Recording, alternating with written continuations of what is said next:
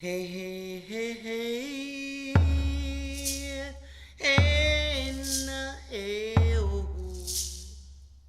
Hey, hey, hey, hey, hey, na, hey, oh.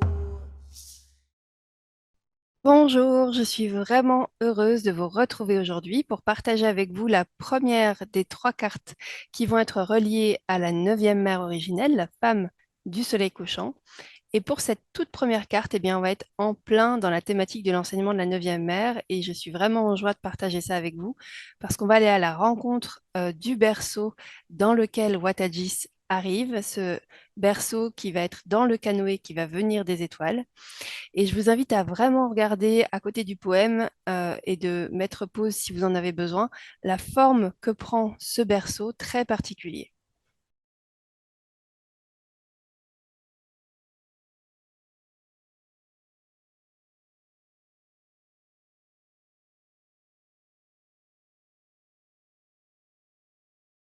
Voilà, donc vous l'avez vu un petit peu mieux, ce fameux berceau, et on va pouvoir aller explorer vraiment cet objet et aussi le symbole que cet objet est devenu qui va vraiment nous permettre d'aller beaucoup plus loin avec cet enseignement de la neuvième mère. Donc, c'est un berceau, mais en anglais, le mot berceau, c'est cradle et board, pour ce berceau-là en particulier, en tout cas. Cradle, c'est la nacelle ou le berceau, et board c'est une planche de bois. Donc, comme dans le snowboard, comme de longboard, vous voyez bien que c'est une planche. Et donc, comme vous l'avez aperçu sur le dessin, c'est une planche de bois à laquelle va être fixé de quoi harnacher, de quoi attacher finalement le bébé qui va se trouver à l'intérieur. Donc, c'est ce fameux porte-bébé qui est dans le canoë, ce canoë qui vient des étoiles avec la neuvième mer. On va commencer par une définition pour un petit peu mieux comprendre comment est fait ce fameux berceau très particulier. Jamy nous dit que le berceau portatif est un porte-bébé qui a été utilisé par quasiment toutes les tribus traditionnelles amérindiennes. Le support du berceau est fait de bois, de façon à ce que le corps de l'enfant puisse être soutenu. L'intérieur est rembourré de feuilles de sauge, puis recouvert de fourrure de lapin. À l'origine, les couches de l'enfant étaient faites avec de la fourrure de lapin remplie de feuilles de sauge ou de molène afin d'absorber l'humidité. Le berceau était ensuite recouvert d'une peau de cerf toute douce, puis lacé sur le devant de façon à ce que l'enfant puisse être en sécurité tout en restant accessible afin de pouvoir être nourri ou changé. L'arceau au-dessus de la tête en forme de demi-ombrelle ou capote permettait aux yeux de l'enfant d'être à l'abri d'une trop forte lumière tout en le protégeant de la pluie lorsqu'il était nécessaire de lever le camp ou de voyager. Le berceau était l'objet qui portait, en toutes circonstances, la responsabilité de protéger le corps de l'enfant de tout mal qui pourrait lui arriver. Si jamais le berceau tombait de traîneau ou de l'attelage derrière le poney, l'enfant ne serait pas blessé, car le support de bois était vraiment solide et créait avec la capote au-dessus de la tête une sorte d'armure. Voilà donc une description vraiment approfondie de cet objet. Donc, vous entendrez alternativement dans la description de cette carte les mots berceau ou berceau portatif. C'est une tentative de traduire ces mots en français, mais qui ne sont pas équivalents du tout en anglais et en français. Donc, vous voyez que ce berceau était donc d'abord un objet usuel et quotidien vraiment essentiel pour la vie du camp, pour les mères qui portaient grâce à cet instrument, grâce à cet outil vraiment précieux, leur enfant sur le dos. Mais ça va être aussi un objet qui va être connecté à la notion de responsabilité. Alors, la responsabilité, en anglais et en français, c'est pas connoté de la même façon, même si le mot est semblable. En anglais, il y a le verbe to respond. Donc, il y a vraiment le mot réponse qu'on retrouve un petit peu dans les films d'époque, par exemple, ou dans les expressions en vieux français. Je vais répondre de. Ça veut dire les choses dont j'ai à répondre, c'est les choses dont je suis responsable. Donc, on trouve un petit peu cette connotation de la réponse en français et en anglais, mais plutôt, en tout cas, à une époque ancienne qu'aujourd'hui. Et l'anglais va vraiment noter cette dimension de ce à quoi je suis capable d'apporter une réponse.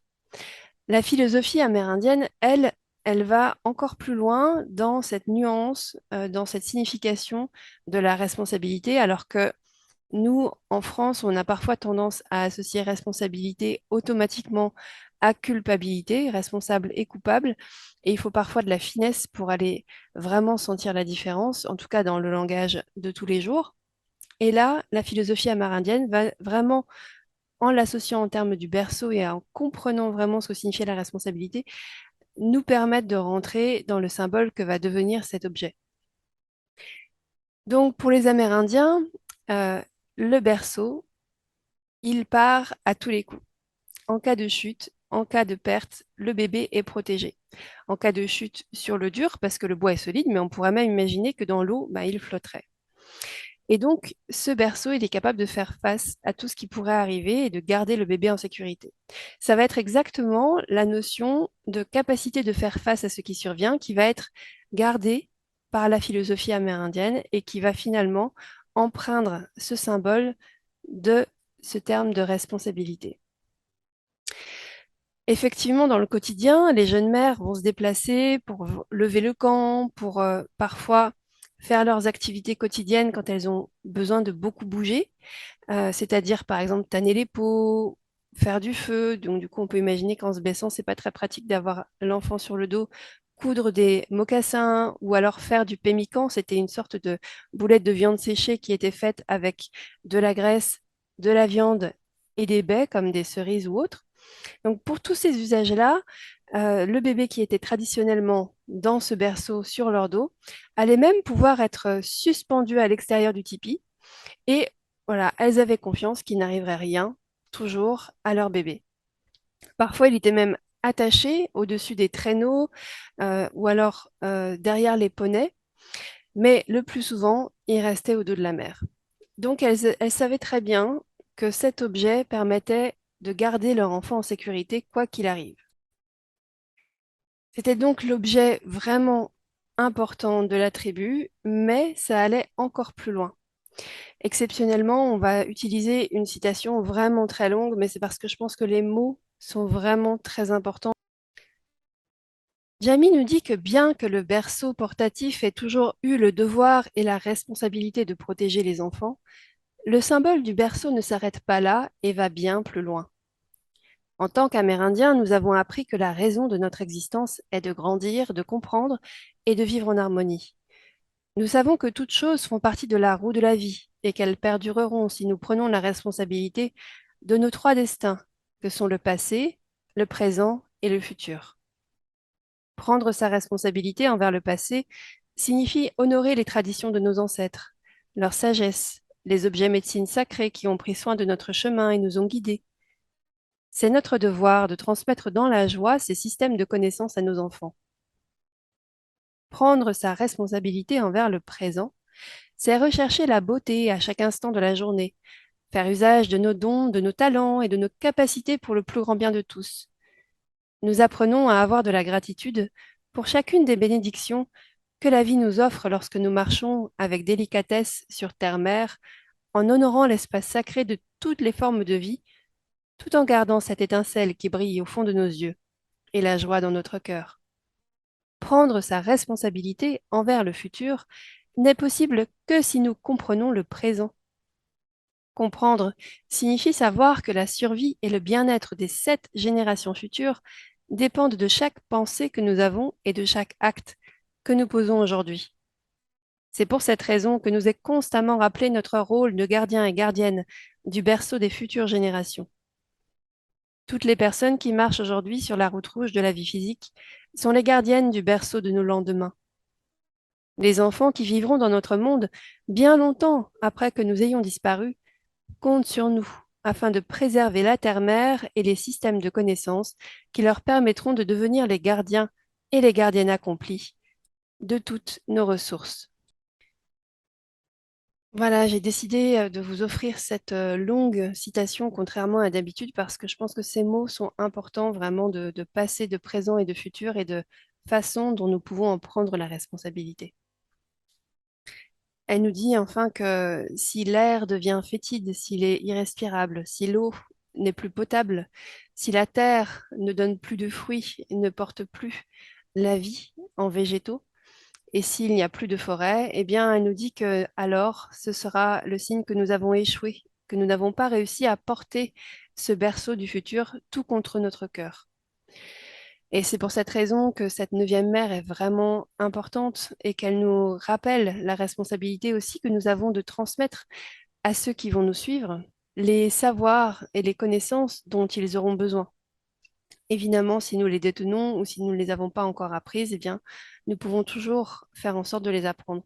Et elle nous dit que parmi les transmissions vraiment, vraiment importantes, il y a le nom et le savoir et la connaissance des plantes qui guérissent, de la façon de les utiliser. Il y a aussi comment faire pousser simplement du maïs ou des végétaux utiles et qui nourrissent. Il y a aussi comment vivre en harmonie avec toutes nos relations.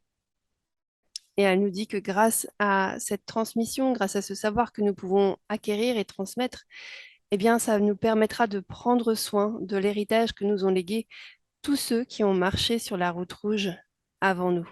Voilà pour cette neuvième carte, la carte du berceau qui nous permet d'aller plus loin avec l'enseignement de la neuvième mère originelle. J'espère qu'elle vous a plu et en tout cas, je vous souhaite une très très très belle journée, une très très belle soirée. Je vous dis à très bientôt. Au revoir. I